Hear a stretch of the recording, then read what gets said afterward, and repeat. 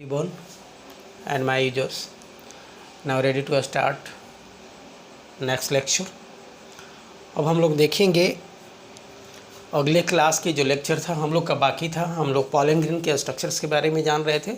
हमने पिछले क्लास में आप लोग को बता दिया था कि जो कोई भी हमारा पॉलन ग्रेन्स होता है उन सभी के फॉर्मेशन की प्रोसीड्योर को माइक्रोस्पोरोजेनेसिस बोले थे। और इस माइक्रोस्पोरोजेनेसिस के दौरान हमने देखा था कि माइक्रोस्पोर और पॉलन ग्रेन और मेल गैमेटोफाइट का फॉर्मेशन होता है।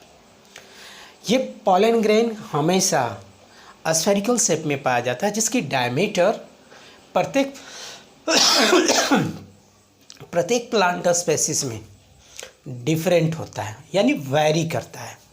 और यही कारण है कि इसकी जो भी हम लोग डायमीटर का जो हम लोग मेजरमेंट हमने लिखा था बट 25 to 50 माइक्रोमीटर के बराबर लिखा था। किसके माइक्रोमीटर के बराबर लिखा था।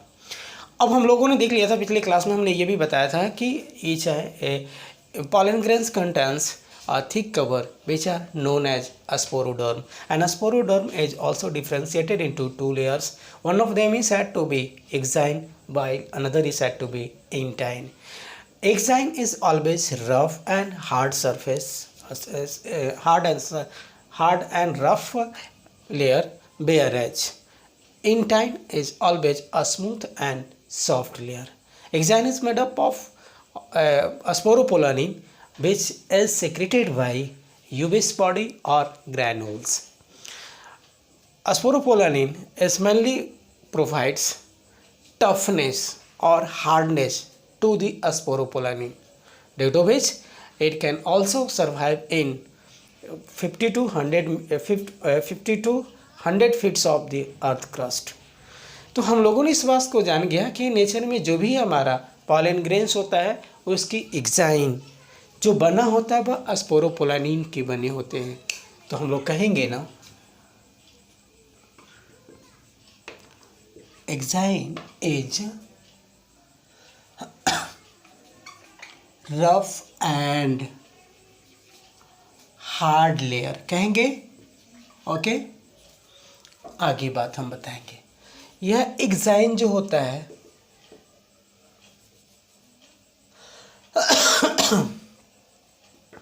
Exine is mainly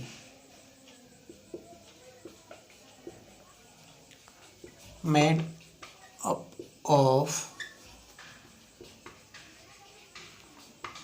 sporopollenin।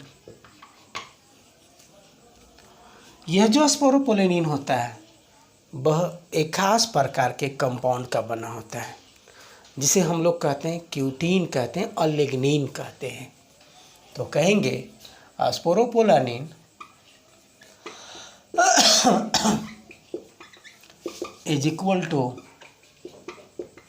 Cutin plus सुब्रेन।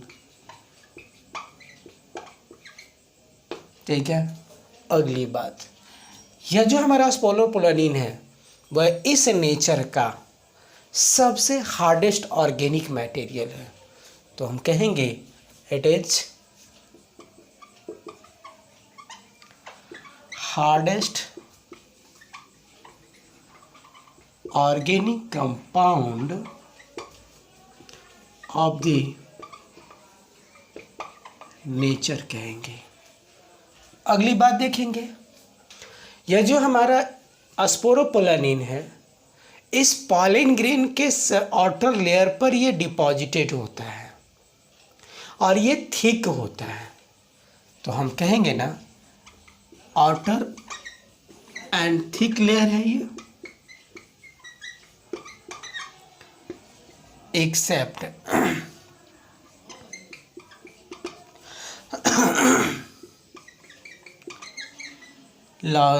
Lauraceae. ठीक है, दैट इज थीन। अगली बात हम बताएंगे कि ये सब का सब तो हमारा थिक होता ही है और साथ ही साथ हम ये भी देखते हैं कि ये हमारा जो भी स्पोरोपोलेनिन होता है यह हमारे जो जर्मपुर होता है वहाँ पर इसकी डिपोजिशन नहीं होता है। तो हम कहेंगे ना स्पोरोपोलानिन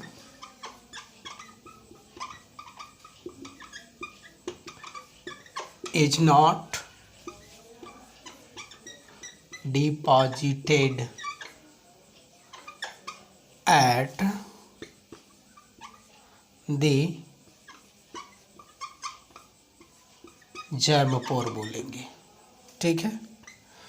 अगली बात हम ये भी देखेंगे कि इसी स्पोरोपोलानिन की प्रेजेंस के कारण ये हमारा जो पॉलन ग्रेन होता है वो हार्ड होता है, और हार्ड इतनी होती है, इतनी हार्ड होती है, इतना स्ट्रॉन्ग होता है कि आसानी पूर्वक ये इस अर्थ के 50 to 100 फीट्स अंदर जाने के बावजूद भी यह इंटैक्ट रहता है, यानी ये कोलैप्स और टूटता नहीं होता, ये टूटता नहीं है। तो हम अगले पॉइंट में हम बताएंगे ना कि due to presence of sporopollenin pollen grains are present below 50 to 100 feet of the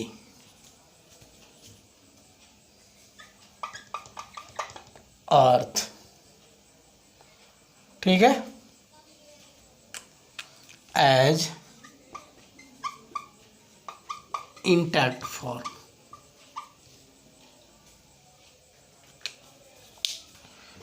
ये हम लोगों ने देख लिया किसके बारे में?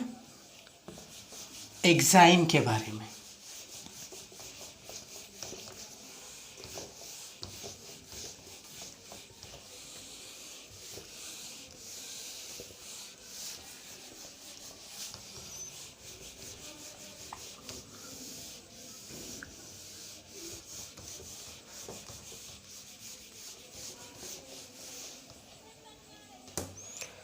और अब दूसरा है, हाँ एक पॉइंट और है, ये नोटेबल पॉइंट है। ठीक है। नोटेबल पॉइंट में क्या हम बोलेंगे कि नेचर के जो भी हमारा एग्जाइन होता है पॉलन ग्रेन, वह स्पेसिफिक होता है किसी भी प्लांट स्पेसीज में। दैट मीन्स हम कह सकते हैं कि shape of pollen grains are always specific in a plant species. Okay. तो नोटेबल पॉइंट में लिखेंगे हम लोग shape of pollen grains are always specific in a plant species।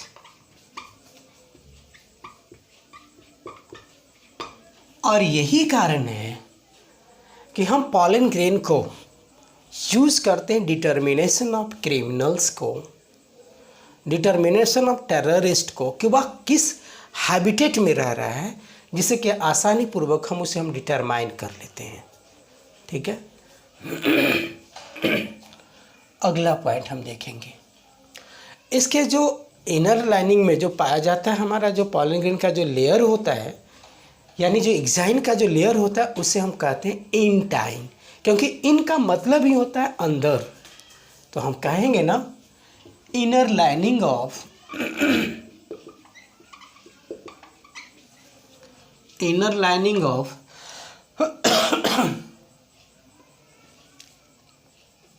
Exine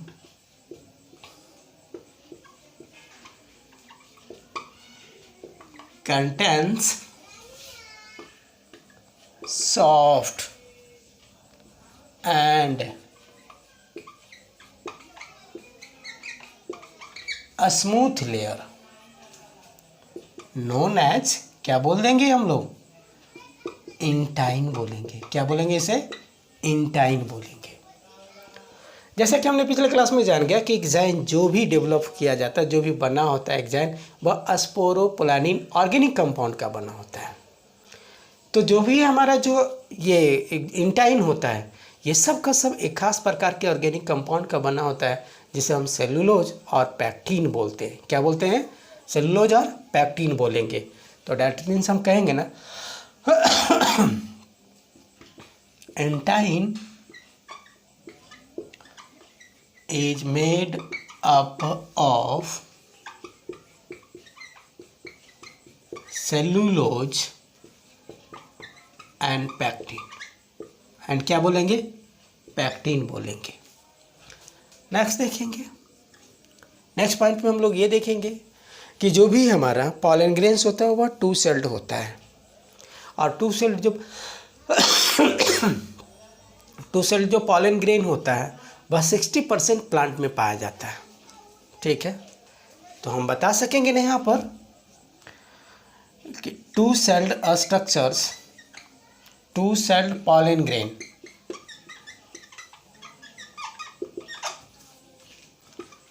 are generally approx कितना? 60%। Two-celled pollen grains are generally present in plant, but some, that means 40%, are contains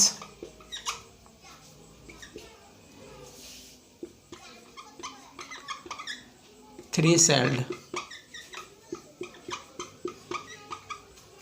pollen grain.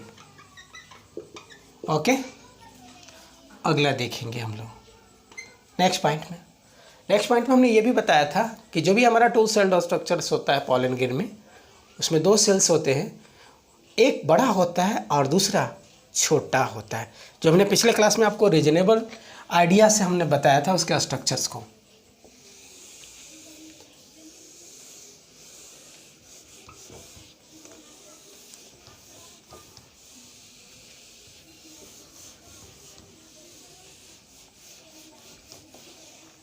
तो आए हम लोग देखेंगे, next point में लिखेंगे क्या। अभी हमने बताया नेक्स्ट पॉइंट में कि जो भी हमारे पॉलन ग्रेन्स होता है उसके पास टू सेल्ड होता है और दोनों अनइक्वल साइज का होता है, जिसमें से एक बड़ा सेल को हम लोग कहते हैं वेजेटेटिव और दूसरा छोटा सेल को बोलते हैं क्या?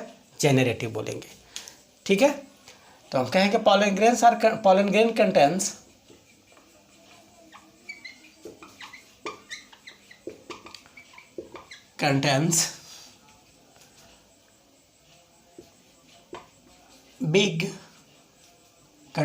big and a small cell।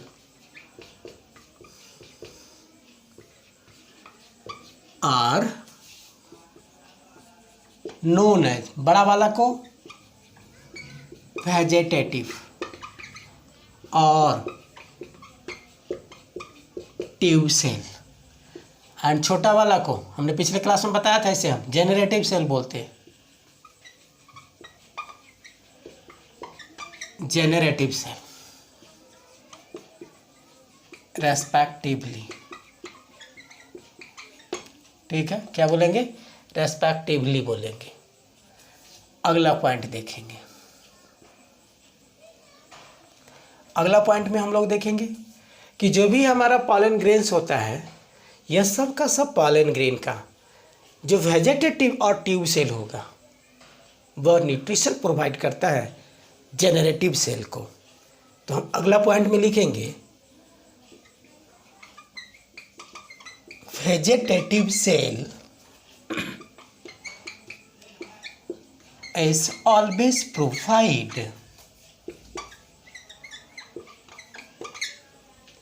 nutrition to the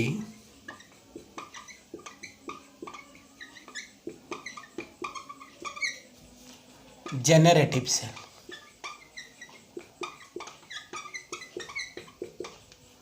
अगला पॉइंट देखेंगे, अगला पॉइंट जो हमारा जेनरेटिव सेल है वह मेनली इन्वॉल्व होता है जेनरेशन को कंट्रोल करने के लिए। तो हम बताएंगे इट ऑलवेज, इट कहने का मतलब कौन? Generative cell. तो हम बताएंगे generative cell is always involved in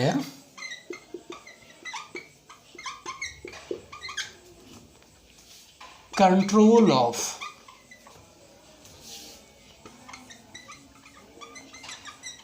generation by producing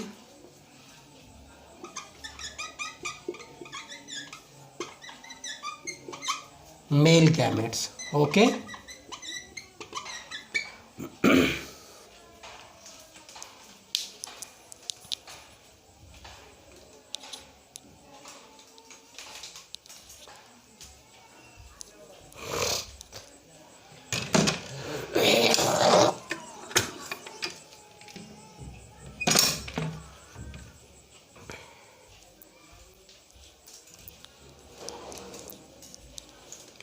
और इस तरह से हम लोगों ने देख लिया कि हमारा ये जेनरेटिव सेल्स का फंक्शन क्या है। तो वो जनरेशन को कंट्रोल करता है। कैसे करता है? तो वह मेल गैमेट को प्रोड्यूस करके करता है।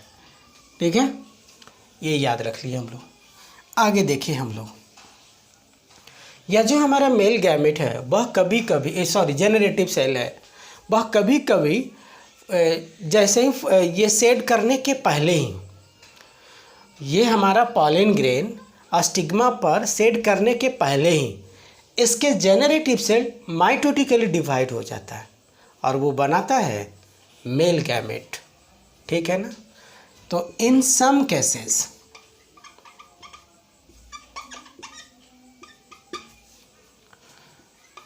generative cell gets mitotically divide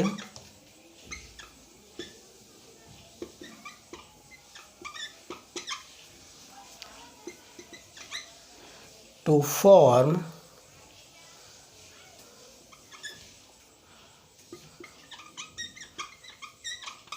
two male gametes.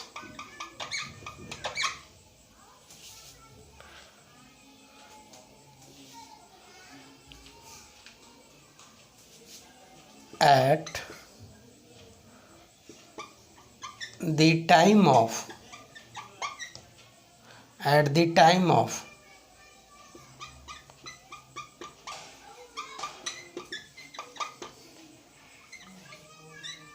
Pollination, at the time of pollination बोलेंगे। ठीक है, अगला पॉइंट देखेंगे हम लोग।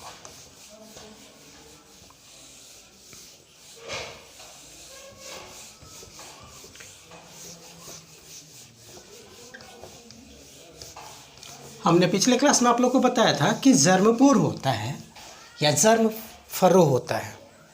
ठीक है ना। क्या होता है? जर्मपोर होता है या जर्म फर्रो होता है। तो वो क्यों होता है? क्या कारण है कि वह जर्मपोर को प्रेजेंस को शो करता है हमारा पॉलन ग्रेन? तो रीजन ये है कि जब भी अगर हमारा मेल गैमेटोफाइट जैसे ही स्टिग्मा पर सेट करता है तो इसकी जो हमारा वेजिटेटिव न्यूक्लियस है और वेजिटेटिव सेल है ये आउटवर्डली ग्रो करता है, यानी इसकी आउट ग्रोथ होती है। और आउट ग्रोथ होता है कहाँ से? तो यह जर्मपोर के थ्रू होता है। ठीक है। तो हम कह सकेंगे ना कि germ pore through germ pore generative cells or male gametophyte gets germinated on the surface of a stigma। ठीक है। तो हम कहेंगे ना pollen grain are germinated through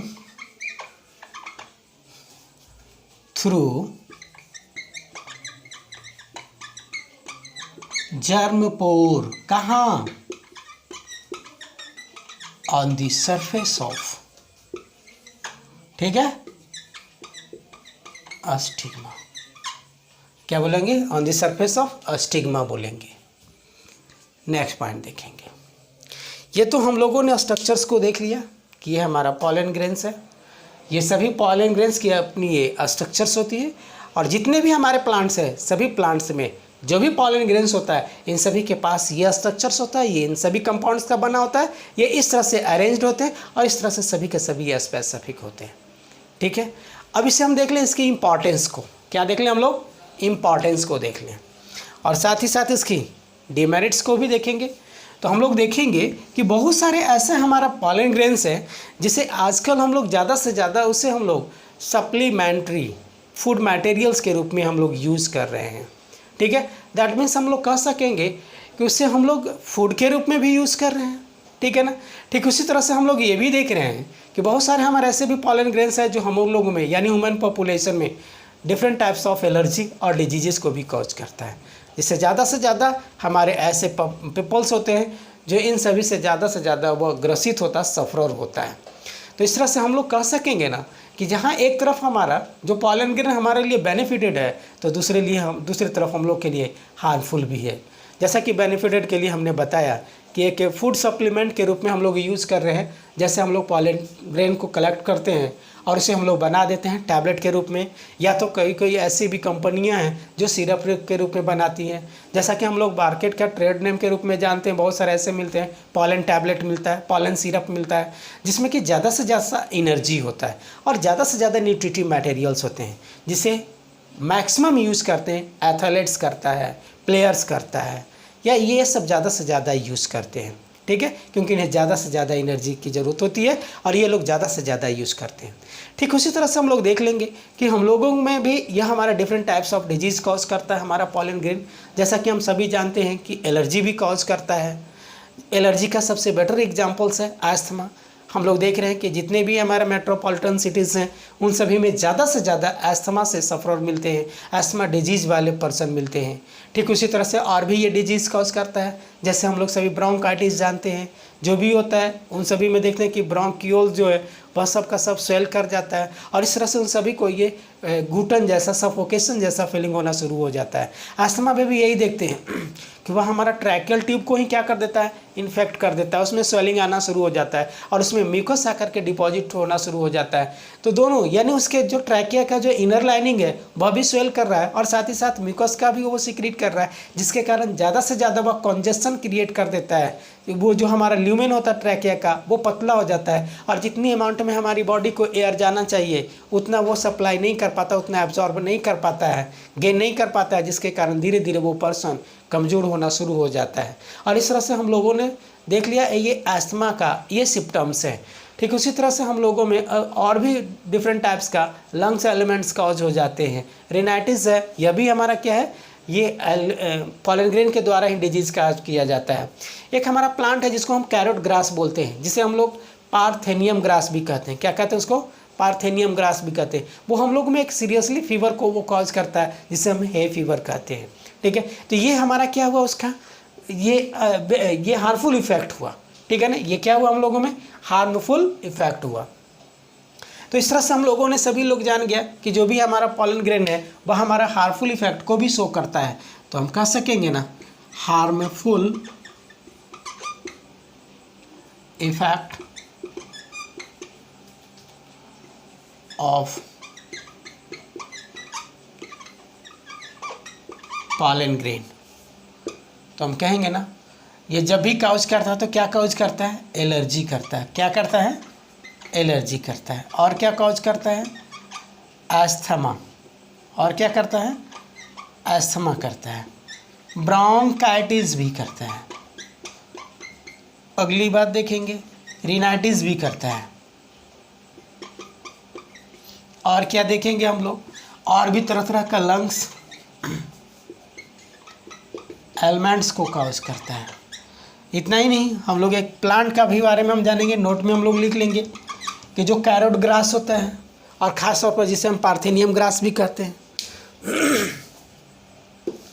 या जो हमारा है कैरोट ग्रास है, यह कैरोट ग्रास हमारे जो भी जो बीट का जो हमारा बेटर जो उसका वैरायटी आया था उसी के साथ ही ये चला है और हमारे इंडिया में आकर के फैल गया है ये।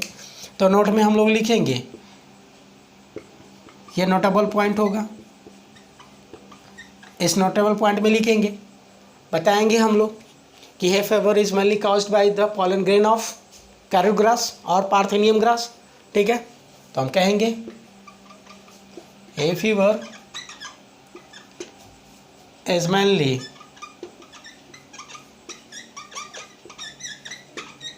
caused by pollen grain of, किसका बोले, कैरोट। इसी का दूसरा नाम है पार्थेनियम ग्रास। इसी का दूसरा नाम क्या है, पार्थेनियम ग्रास है। और इस तरह से हम लोगों ने देख लिया इसका हार्मफुल इफेक्ट को देख लिया। अब अगला देखेंगे,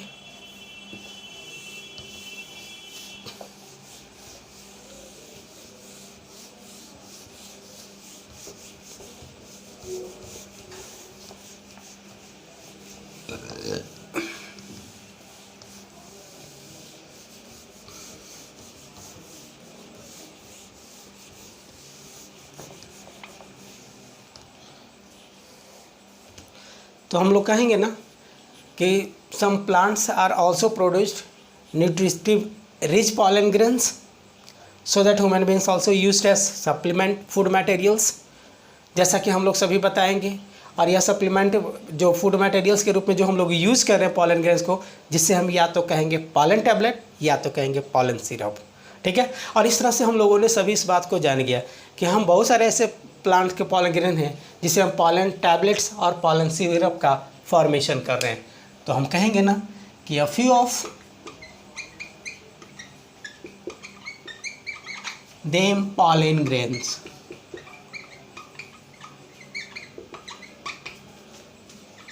are used as pollen tablets और सिरप। यह जो हमारा पॉलन टैबलेट और सिरप है जिसमें ज़्यादा से ज़्यादा न्यूट्रिटिव मटेरियल्स होता है, तो हम कहेंगे ना पॉलन टैबलेट्स और syrup are nutritive rich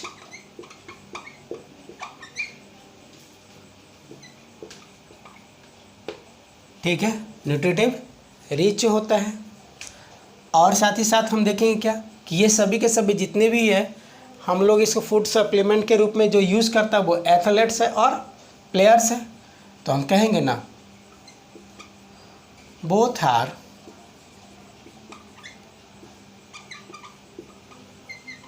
mainly used by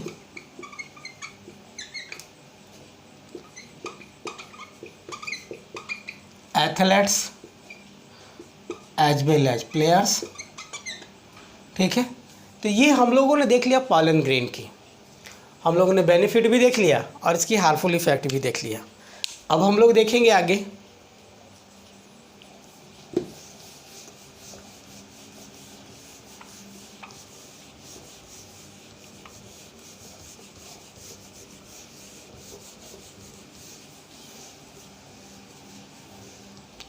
कि यह हमारी पॉलन ग्रेन्स जो भी है यह सब का सब हमारा एंथर में फॉर्म होता है। और ये सभी एंथर जो भी एंथर होते हैं ये सभी के सभी एंथर में हमारा यह पॉलन ग्रेन की फॉर्मेशन होती है। यही एंथर जब देहिस करता है यानी लाइन ऑफ देहिसेंस या अस्टोमियम से जैसे ही ये ब्रेक करता है यानी ये फटता है, तो जब इसमें देहिसेंस होता है तो यहाँ से हमारा पॉलन ग्रेन्स निकलना शुरू हो जाता है और यह पाउडरी फॉर्म में होता है और मैक्सिमम नंबर में होता है। तो यह जो हमारा पॉलन ग्रेन्स है यह पॉलन ग्रेन्स अपनी मैच्योर पॉलन ग्रेन से वह निकलता है उस टाइम से लेकर के जो अपने जर्मिनेशन टाइम तक जो उसकी जर्मिनेशन तक का जो उसका पीरियड होता है उसको हम वायबलिटी कहते हैं। क्या कहते हैं उसको? वायबलिटी कहते हैं। और यह वायबल जो होता है ना वहाँ की जो इन्वायरमेंट के टेम्परेचर पर डिपेंड करता है, वहाँ की मॉइस्चर पर डिपेंड करता है। अगर यह दोनों का दोनों फेवरेबल होता है तो इसकी वायबलिटी बढ़ जाती है। जैसा कि हम अपने राइस को देखें, उस राइस प्लांट में जो भी होता है और मेज को भी देखें तो इन सभी प्लांट की जो पॉलन ग्रेन्स की वायबिलिटी है वह 30 मिनट्स है। वह कितना है? 30 मिनट्स है। लेकिन वही अगर बात हम करते हैं कुछ अन्य प्लांट्स का, जैसे सोलानेसी हो गया, जैसे हमारा लेगुमिनेसी हो गया, इन सभी प्लांट्स को अगर हम लोग देखते हैं कि इसकी पॉलन ग्रेन की वायबिलिटी क्या है तो उसकी 1 मंथ है वायबिलिटी। ठीक है, तो हम बताएंगे ना वायबिलिटी कि a period is present between releasing of pollen grain from anther to germinating process called क्या बोलेंगे? वायबिलिटी ऑफ पॉलन ग्रेन्स बोलेंगे। ठीक है, तो हम बताएंगे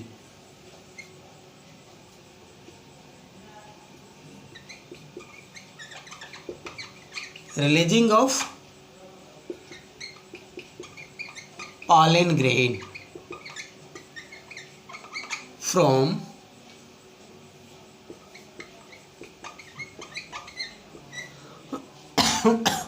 anther। और यहाँ पर बताएं क्या कि germination of pollen grain, germination of pollen grain, और इसी की पीरियड को हम लोग बोलते हैं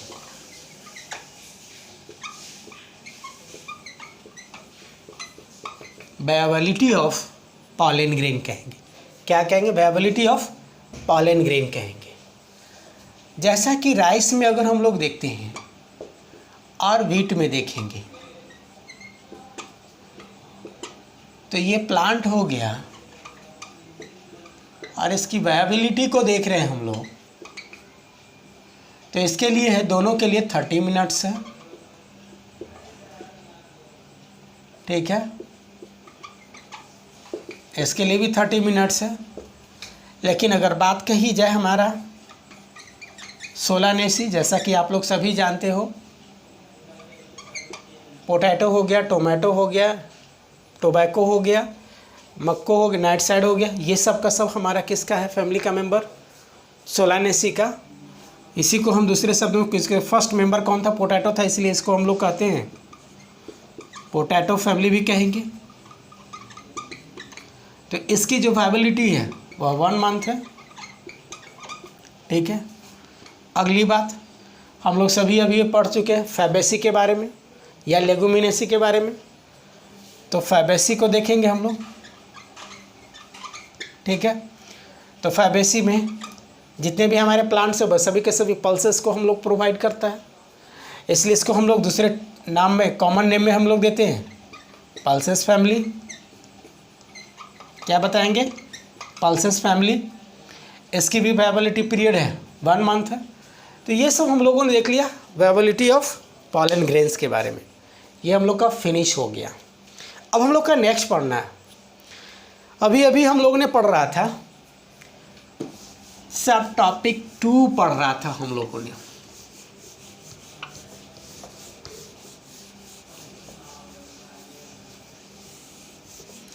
ये सब टॉपिक 2 जो टॉपिक 2 है उसका फिनिश हो गया आज। सॉरी, फिनिश नहीं हुआ, सब टॉपिक 2 ही पढ़ रहे हैं हम लोग। तो देखेंगे सब टॉपिक 2 में हमने बताया था pre fertilization events and structures था। उसको हमने 3 ग्रुप्स में बांटा था। पहला बोले थे हम लोग प्री फर्टिलाइजेशन और स्ट्रक्चर्स एंड इवेंट्स के बारे में। तो जो स्ट्रक्चर्स था उस स्ट्रक्चर्स को, यानी ए में जो स्ट्रक्चर्स था उसे हमने डिवाइड किया था structure of stamen, microsporangia and pollen grain, यही ना। और अब सेकंड में है, बी में है। ठीक है ना। तो बी को हम लोगों ने डिवाइड किया था structure of carpel, megasporangium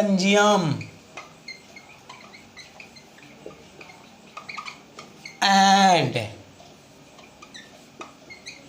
carpel और पेस्टिल, कार्पेल और पेस्टिल बताएंगे।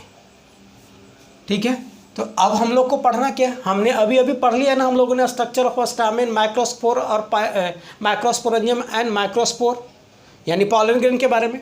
अब हम लोग को दूसरा में पढ़ना structure of carpel, megasporangium and carpel pistil बोलेंगे। ठीक है ना, structure of carpel, sorry mistake हो रहा है,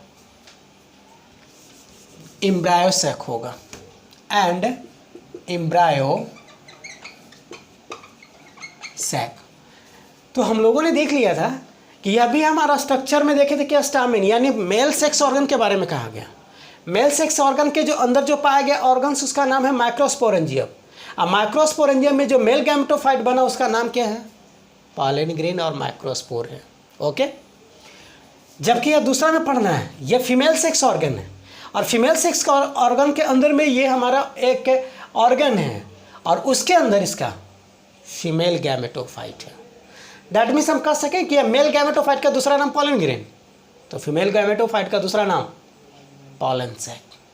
और अब हम लोग का स्टडी करना क्योंकि यह प्री फर्टिलाइजेशन स्ट्रक्चर या फर्टिलाइजेशन के पहले यह स्ट्रक्चर का फॉर्मेशन होता है, स्टामिन का भी, माइक्रोस्पोरेंजियम का भी, पॉलन ग्रेन का भी।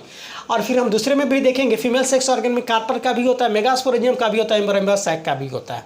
तो हम लोगों ने देख लिया ना कि पहले में हम लोगों ने देखा था मेल सेक्स ऑर्गन, अब हम देखेंगे किसके बारे में, फीमेल सेक्स ऑर्गन के बारे में देखेंगे। ठीक है, किसके बारे में देखेंगे, फीमेल सेक्स ऑर्गन के बारे में देखेंगे।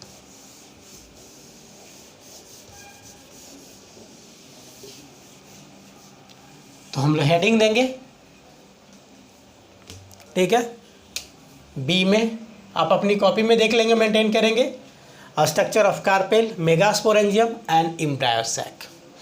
तो जैसा हम लोग सभी इस बात को पिछले क्लास में हमने प्रीवियस क्लास में आप लोग को हमने बताया था, इसके पहले वाले क्लास में, कि जो भी हमारा एंजियोस्पर्मिक प्लांट का जो फ्लावर होता है उसी फ्लावर में मेल सेक्स ऑर्गन भी होता है और फीमेल सेक्स ऑर्गन भी होती है। जैसा कि हम सभी इस बात को जानते हैं ह्यूमन बींग्स में भी, कि हम लोग ह्यूमन बींग्स का भी जो भी सेक्स ऑर्गन होता है वो पेल्विक रीजन में होता है। ठीक उसी तरह से जितने भी हमारे एंजियोस्पर्मिक प्लांट्स हैं उन सभी का सेक्स ऑर्गन फ्लावर में मौजूद होंगे। तो आए हम लोग देखते हैं अब इसका हम स्ट्रक्चर ऑफ कार्पेल, मेगास्पोरेंजियम और साथ ही साथ एम्ब्रायो सैक के बारे में। ठीक है, तो हम लोग देखते हैं। तो हम लोग पैराग्राफ चेंज करके लिखेंगे ना कि female reproductive system of the flower or angiospermic plant contains different types of structures which performs different functions. All these structures as well as functions are given here.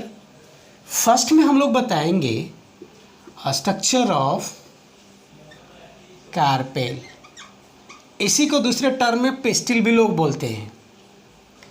Second में बताएंगे structure of megasporangium,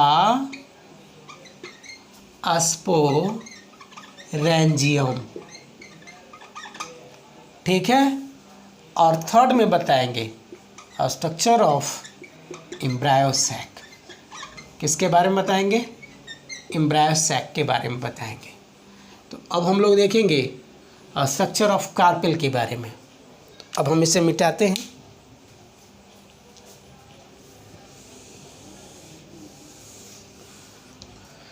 तो हम लोग बताएंगे ना कि some parts of the angiospermic plant which are always produce female gametes so that it is said to be female sex organ और female reproductive system बोलेंगे। Female reproductive system contains different types of structures while one of them is said to be carpel. और carpel को ही हम लोग बोलते हैं, आप 11th में पढ़े होंगे कि यह जो बेसिकली है वो हमारा गाइनोसियम का यूनिट भी कहलाता है। क्या कहलाता है, गाइनोसियम का यूनिट कहलाता है। अर्थात हम प्लांट के फीमेल रिप्रोडक्टिव पार्ट्स को गाइनोसियम बोलेंगे, दैट इज इसके सेक्स ऑर्गन को कार्पेल बोलेंगे। क्या बोलेंगे, कार्पेल बोलेंगे। तो यह जो कार्पेल होगा, यह कार्पेल की शेप और स्ट्रक्चर्स को हम लोग देखेंगे। यह जब भी होता है तो फ्लास्क शेप्ड होता है। कैसा होता है, फ्लास्क शेप्ड होता है। साथ ही साथ हम ये भी देखते हैं हम लोग कि ये जितने भी हमारे कार्पेल्स होते हैं वह सभी कार्पेल किसी किसी प्लांट में एक की संख्या में होंगी, किसी 2 होता है, किसी में 3 होता है, किसी में 4 होता है, किसी में 5 होता है, और इन सभी को respectively monocarpellary, by carpellary, try carpellary, tetra carpellary और पेंटा कार्पेलरी कहेंगे। ठीक है, जो कि हम लोग 11th में ही हम लोगों ने देख लिया था। तो आए हम लोग देखते हैं इस स्ट्रक्चर ऑफ कार्पेल को देखते हैं। ठीक है, यह भी हमारा कार्पेल जो है यह एक कॉम्प्लेक्स स्ट्रक्चर है। जैसा कि हमने स्टामेन के बारे में देखा था, वह स्टामेन मेल सेक्स ऑर्गन कहलाता है, जबकि ये हमारा कार्पेल फीमेल सेक्स ऑर्गन कहलाता है। मेल सेक्स ऑर्गन को भी 3 पार्ट्स थे और इस फीमेल सेक्स ऑर्गन का भी 3 पार्ट्स है। ठीक है, तो हम लोग याद रखेंगे कि stamen also differentiated into 3 parts.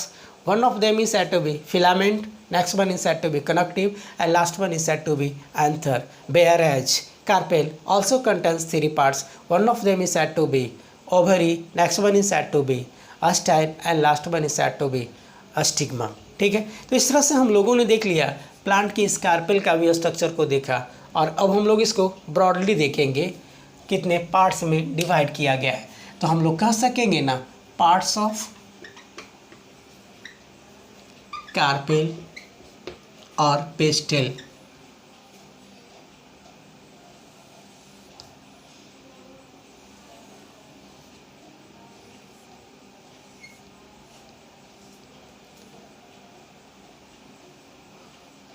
यही है हमारा कार्पेल का फोटो है। हम कहेंगे स्ट्रक्चर ऑफ कार्पेल बोलेंगे। क्या बोलेंगे इसे? स्ट्रक्चर ऑफ कार्पेल बोलेंगे। देखें, यही हमारा प्लांट कार्पेल का स्ट्रक्चर है, जिसे हम कह सकते हैं या पिक्चर लाइक है या तो फिर फ्लास्क शेपेड है। इसकी जो बॉडी पार्ट्स है उनमें से सबसे नीचे वाला को हम लोग थैलमस कहेंगे, जो स्मॉल स्टॉल्क लाइक स्ट्रक्चर है जिसका नाम है पेडिसेल। पेडिसेल है। यह थैलमस के ऊपर ऑलमोस्ट राउंड शेप में जो स्ट्रक्चर पाया जाता है, यानी यहाँ से यहाँ तक देखेंगे, इस स्ट्रक्चर को हम लोग ओवरी कहेंगे। क्या कहेंगे? ओवरी कहेंगे। ओवरी का जो वाल होता है, किसका ये दीवार है? ओवरी का है। अगर मान लीजिए किसी का अगर गाड़ी रहता है तो कहते हैं ना, अगर उस जिसका गाड़ी है उसका नाम रमेश है तो हम बोलते हैं ना कि यह रमेश का गाड़ी है। ठीक वही बात हम देखेंगे कि यह वाल तो है, लेकिन इस पोर्शन का नाम ओवरी है, लेकिन इसके बाल को हम लोग कहते हैं ओवरी वाल कहेंगे। ओवरी वाल के 2 इंड्स देख रहे हैं, बेस की तरफ थैलमस की तरफ देख रहे हैं। यह दोनों वाल आपस में फ्यूज करता है और ये ट्राइएंगुलर शेप लाइक स्ट्रक्चर का फॉर्मेशन करता है। ये देखिए जिसे हम पेंट कर रहे हैं,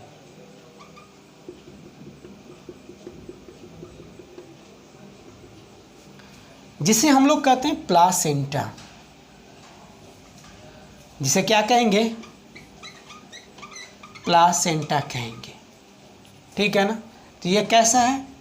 ट्राइएंगुलर शेप में पाया जाता है, ट्राइएंगुलर शेप में।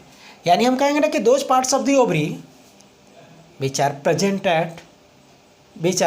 at base and triangular in shape called क्या बोलेंगे? प्लासेंटा। यह जो हमारा प्लासेंटा है, इस प्लासेंटा की एपेक्स पर स्मॉल स्टॉल्क लाइक स्ट्रक्चर है। ठीक है, ये क्या है? स्मॉल स्टॉल्क लाइक है। तो वैसे को हम लोग कहते हैं फ्यूनिकल कहेंगे। क्या कहेंगे इसे? फ्यूनिकल कहेंगे। ठीक है, तो ये तो हम लोग ओवरी का देख रहे हैं। दैट मीन्स हम कह सके कि जितने भी हमारे कार्पेल्स होंगे उसके 3 पार्ट्स हैं। जो नीचे जो ऑलमोस्ट राउंड है, स्फेरिकल है, ऑलमोस्ट राउंड है, वैसे को कहते हैं ओवरी कहेंगे। क्या कहेंगे? ओवरी कहेंगे। जो स्मॉल ट्यूबलाइक स्ट्रक्चर में पाया जाता है, स्मॉल एंड ट्यूबलाइक। तो हम बताएंगे ना कि some parts of the carpel which are always small and tubelike structure, so that it is said to be a style बोलेंगे। और यह जो ऊपर में एपेक्स रफ है और एपेक्स पर पाया जाता है इस स्टाइल के, तो हम कहेंगे ना rough and present at apex of the stigma। ठीक है ना, rough and present at apex of the stigma known as, sorry stigma नहीं, अस्टाइल, known as अस्टिग्मा बोलेंगे। क्या बोलेंगे? अस्टिग्मा बोलेंगे। तो हम लोगों ने कह दिया ना कि जिस तरह से हमारा मेल सेक्स ऑर्गन का बॉडी 3 पार्ट्स में डिवाइडेड था या डिवाइड किया था हमने। फर्स्ट को हमने जो बेसल पोर्शन था उसको फिलामेंट बोले थे, बीच वाले को कनेक्टिव बोले थे और अपेक्स वाले को एंथर बोले थे। ठीक उसी प्रकार से ये फीमेल सेक्स ऑर्गन है प्लांट का, और इसकी फर्स्ट पार्ट को हमने कहा ओवरी, सेकंड का अस्टाइल और थर्ड वाले को अस्टिग्मा कहेंगे। यही हमारा ओवरी वाल है। इस ओवरी वाल के दोनों एंड यानी both end are gets fuse to form triangular shape structure called placenta, and placenta is further connected with a small stalk like structure known as funicle. और ये फ्यूनिकल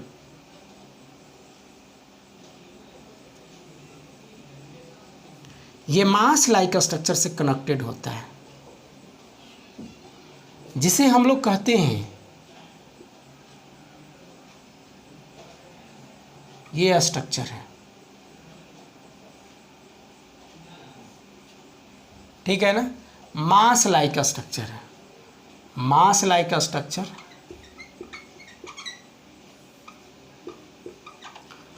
प्रेजेंट